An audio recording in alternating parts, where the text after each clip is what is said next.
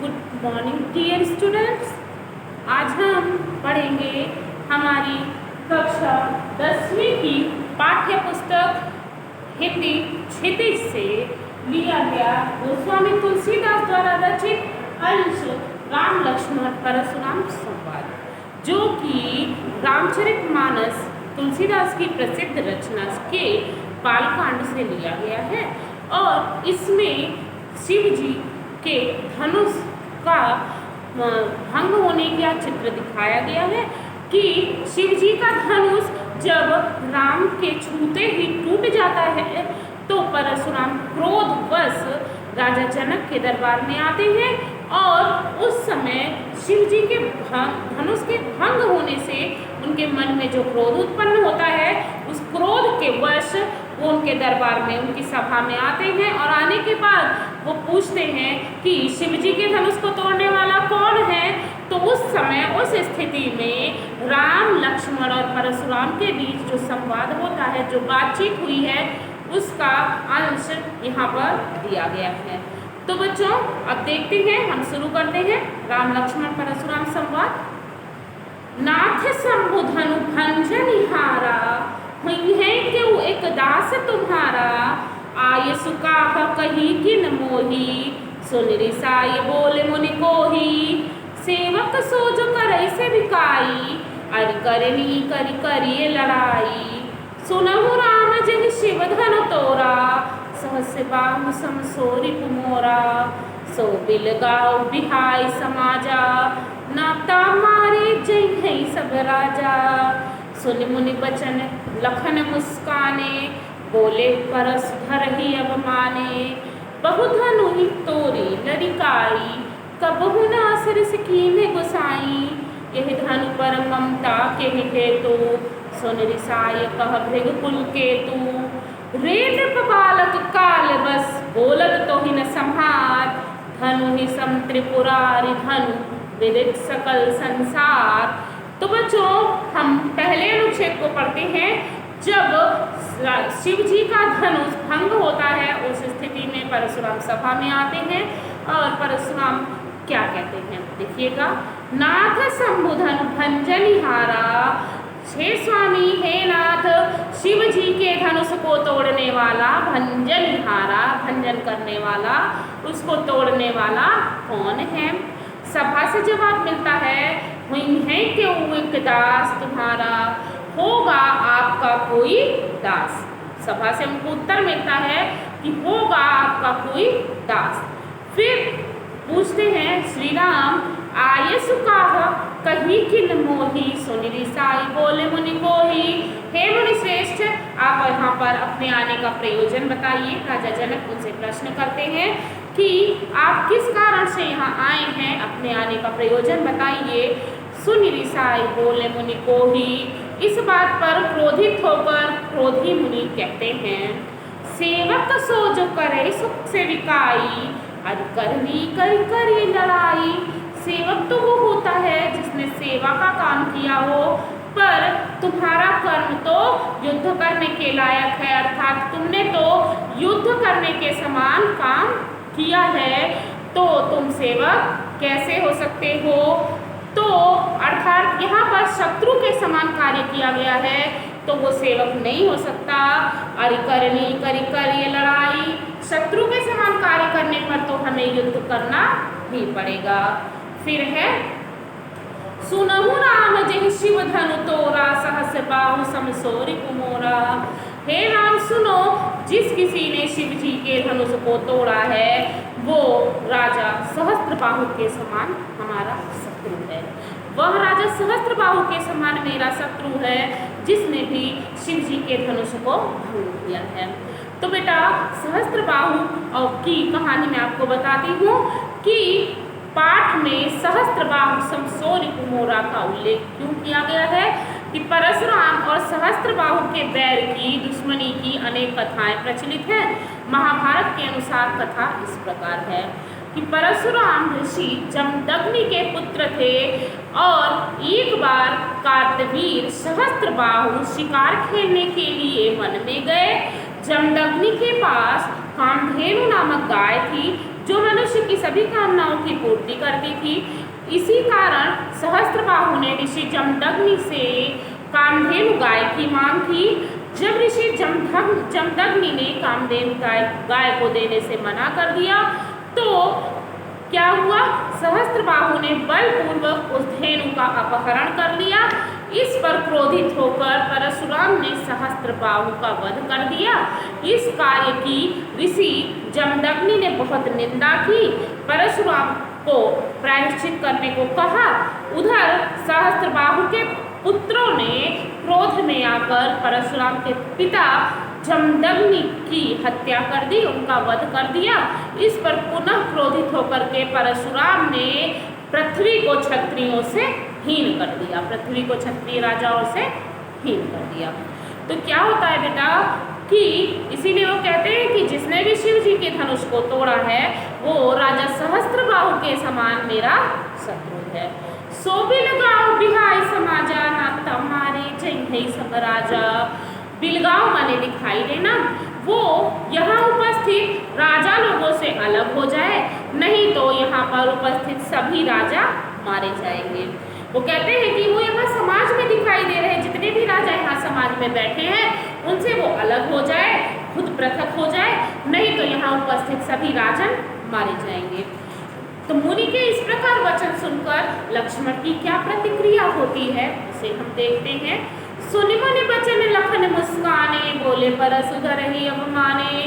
इस प्रकार मुनि के वचन सुनकर लक्ष्मण मन ही मन मुस्कुराते हैं और परशु को धारण करने वाले, उस फरसे को धारण करने वाले परशुराम की निंदा में बोलते हैं।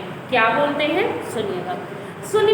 सुनि मुनि बचन लखन मुस्काने, बोले परशु धरहि अभिमाने। अर्थात मुनि के इस प्रकार वचन सुनकर लक्ष्मण मन ही मन मुस्काते हैं और परशु को धारण करने वाले अर्थात परशुराम की अवमानना करते हुए कहते हैं। क्या कहते हैं, बहुधनु ही तोरी लरिकाई कबहु न असरिस के गुसाई।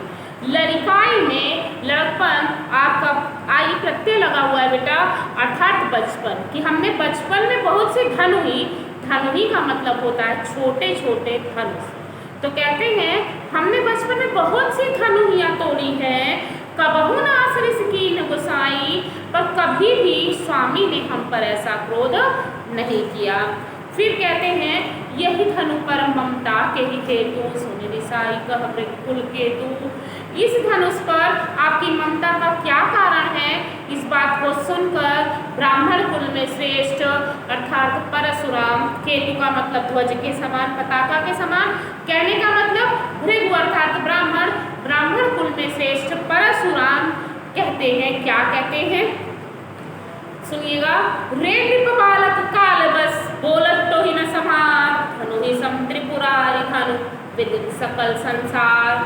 हे नृप बालक, हे नृप अर्थात राजपुत्र, बालक का मतलब पुत्र, हे राजपुत्र, काल के वश में होने के कारण अर्थात मृत्यु तुम्हारे समीप है, इसलिए तुम संभल कर नहीं बोल रहे हो, अर्थात बोलत तो ही न समार, इस कारण तुम संभल कर नहीं बोल रहे हो। धनु ही सम त्रिपुरारी धनु विदित सकल संसार, कि तीनों लोगों के स्वामी शिव जी का यह धनुष तुम्हें छोटी सी धनु ही जान पड़ता है, अर्थात तीनों लोगों के स्वामी शिव जी का धनुष छोटी सी धनु ही के समान नहीं है, उसकी तुलना धनु ही से नहीं की जा सकती है। अगला अनुच्छेद है सुनिएगा। लखन कहा हसी हमरे जाना, सुनहु देव सब धनुष समाना, काछति लाभ जून धनु तोरे, देखा राम नयन के भोरे, छुअत टूट रघुपति ही न दोषो, मुनि बिन काज करिए कतरोसु, बोले चित परसु की ओरा, रेसठ सुने ही सुभाव न मोरा, बालक के बोली बधो नहीं तो ही, केवल मुनि जड़े जान नहीं मोही, बाल ब्रह्मचारी यति कोही, विश्व विदित क्षत्रिय कुलद्रोही, भुजबल भूमि भूप बिनु कीनी, विपुल बार महि देव नदीनी, सहस बाहु भुज छेद निहारा, परसु विलोक महीप कुमारा। कहते हैं लखन कहाँ हंसी हमने जाना, लक्ष्मण हंसते हुए कहते हैं हम सब जानते हैं, सुनहु देव सब धनुष समाना। हे देवता, हे देवगण, हे ब्राह्मण देव, सुनिए इस संसार में सभी धनुष एक समान होते हैं, यह बात हम सब जानते हैं। काछते लाभ जून धनु तोरे, इस प्रकार इस धनुष के टूटने से क्या लाभ और क्या हानि, अर्थात इस धनुष के टूटने से कोई लाभ या हानि नहीं है। देखा राम नयन के भोरे, राम ने तो इसे नया जान के देखा था, अर्थात नए के अनुभव में उनके साथ ये धोखा हुआ है। उन्होंने तो उसे नया जानकर छुआ था। छुअत टूट रघुपति ही न दोषु, यह उनके छूते ही रघुपति रघुकुल के स्वामी अर्थात राम के छूते ही टूट गया, इसमें उनका कोई दोष नहीं है। मुनि बिनु कार्य करिए कतरोसु, हे मुनि श्रेष्ठ आप बिना कारण क्रोध क्यों कर रहे हैं, इसमें उनका कोई दोष नहीं है, यह उनके छूते ही टूट गया। हे मुनि श्रेष्ठ आप बिना कारण क्रोध क्यों कर रहे हैं। बोले चितय परशु की ओरा, इस प्रकार वो अपना परशुराम लक्ष्मण का ध्यान अपने फरसे की ओर दिखा आकर्षित करते हैं और कहते हैं रे सठ सुने सुभावन मोरा, हे दुष्ट तूने मेरे स्वभाव को नहीं जाना है। हे दुष्ट तुम मेरे स्वभाव को नहीं जानते हो। बालक बोली बधो नहीं तो ही, तो बच्चों बालक की बोली बधो नहीं तो ही में बावर्ण की आवृत्ति होने के कारण अनुप्रास अलंकार है। वो कहते हैं मैं तुम्हें बालक समझकर तुम्हारा वध नहीं कर रहा हूँ, केवल मुनि जड़े जान ही मोही, और तुम केवल मुझे एक साधारण सा ऋषि मान रहे हो, साधारण सा मुनि मान रहे हो। वो कहते हैं कि मैं तुम्हें बालक समझकर तुम्हारा वध नहीं कर रहा हूँ और तुम मुझे एक साधारण सा ऋषि मान रहे हो। बाल ब्रह्मचारी अति कोही, विश्व विदित क्षत्रिय कुलद्रोही, मैं बाल ब्रह्मचारी हूँ, अति कोही, अति माने बहुत अधिक क्रोधी स्वभाव का हूँ। विश्व विदित संसार भर में, मतलब विदित माने जानना, विश्व माने संसार, संसार मुझे जानता है किस नाम से, क्षत्रिय कुलद्रोही, क्षत्रिय कुल के विध्वंसक के रूप में मुझे यह संसार क्षत्रिय कुल के विद्रोही के रूप में जानता है। वो कहते हैं कि मैं तुम्हें बालक समझकर तुम्हारा वध नहीं कर रहा हूँ, यह संसार मुझे क्षत्रिय कुल के विद्रोही के रूप में जानता है, विध्वंसक के रूप में जानता है। भुजबल भूमि भूप विनुकेनी, इन पंक्तियों में भी बेटा भावर्ण की आवृत्ति होने के कारण अनुप्रास अलंकार है। तो कहते हैं मैंने अपनी भुजाओं के बल पर भूमि को क्षत्रिय राजाओं से अर्थात क्षत्रियों से हीन कर दिया। भूप माने राजा होता है, भूमि का स्वामी। तो कहते हैं मैंने अपनी ही भुजाओं के बल पर भूमि को क्षत्रिय राजाओं से हीन कर दिया।